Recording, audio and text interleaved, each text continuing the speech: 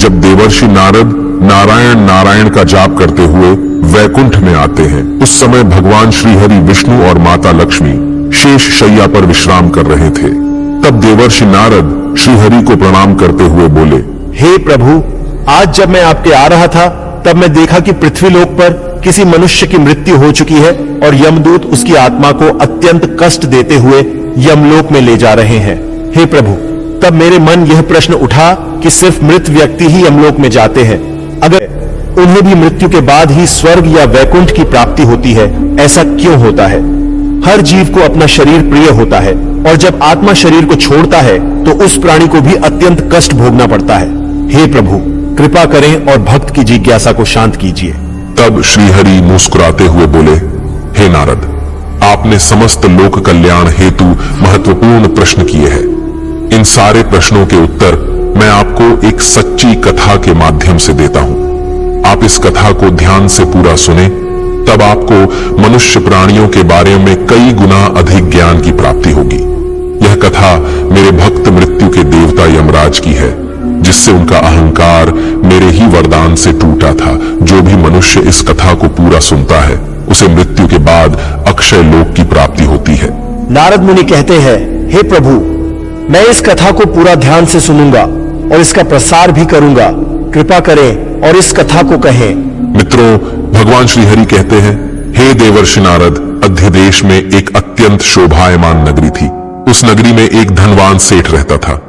वह उस सेठ के पास कुत्ता होता है। वह सेठ बहुत लालची और कपटी स्वभाव का होता है, किंतु वह भगवान विष्णु का परम भक्त होता है। वह हमेशा अपने इष्ट देव भगवान विष्णु की पूजा आराधना करता रहता था। फिर एक दिन उस सेठ की भक्ति से प्रसन्न होकर भगवान विष्णु उससे मिलने के लिए पधारते हैं और उसे दर्शन देते हैं और कहते हैं, हे वत्स, मैं तुम्हारी भक्ति से अत्यधिक प्रसन्न हूं।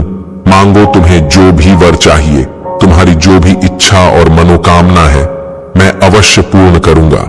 मित्रों, भगवान श्रीहरि कहते हैं, हे देवर्षि नारद, वह सेठ भगवान से कहता है, हे प्रभु, मैं आपके दर्शन करके धन्य हुआ। प्रभु, मुझे कुछ नहीं चाहिए, मेरे पास आपका दिया हुआ सब कुछ है। फिर वह सेठ एक सादा कागज निकालता है और भगवान से कहता है, हे प्रभु, आप इस कागज पर अपने दस्तखत कर दीजिए, ताकि मैं दुनिया के लोगों को भगवान के होने का सबूत दिखा सकूं। आजकल दुनिया में कोई ये मानना ही नहीं चाहता है कि भगवान है। फिर भगवान ने कहा, ठीक है वत्स, लाओ, मैं तुम्हारे कागज पर दस्तखत कर देता हूं। इतना कहकर भगवान विष्णु उस सेठ के कागज पर दस्तखत कर देते हैं और अंतर्ध्यान हो जाते हैं। फिर वह सेठ उस कागज को हमेशा अपनी जेब में ही डालकर रखता था, ताकि वह दूसरों को भगवान के होने का सबूत दिखा सके। फिर कुछ दिनों बाद उस सेठ का वह कुत्ता मर जाता है, जिससे वह सेठ बहुत ही दुखी हो जाता है। सेठ का कुत्ता मृत्यु के बाद यमलोक में जाने लगता है। फिर यमलोक पहुंचने के बाद वह कुत्ता यमराज के सामने आकर खड़ा हो जाता है। यमराज उस कुत्ते का लेखा जोखा निकालते हैं और कहते हैं, हे श्वान, तुमने तो पशु का जन्म पाकर भी कोई पाप नहीं किया है। तुमने हमेशा अपने मालिक के साथ वफादारी की है, कभी किसी पशु पक्षी आदि प्राणियों को कष्ट नहीं दिया है। तुमने अपने सभी काम बड़े ईमानदारी के साथ किए हैं। हे श्वान, एक कुत्ते का जन्म पाकर भी तुमने कोई भी घृणित कार्य नहीं किए हैं, इसीलिए तुम्हारे सभी जन्मों के पाप अब नष्ट हो चुके हैं। हे श्वान, अब तुम बताओ, तुम किस लोक में जाना चाहते हो? तुम जहां चाहोगे वहां तुम्हें भेजा जाएगा। तुम जिस प्राणी का जन्म चाहते हो वह जन्म भी तुम्हें दिया जाएगा।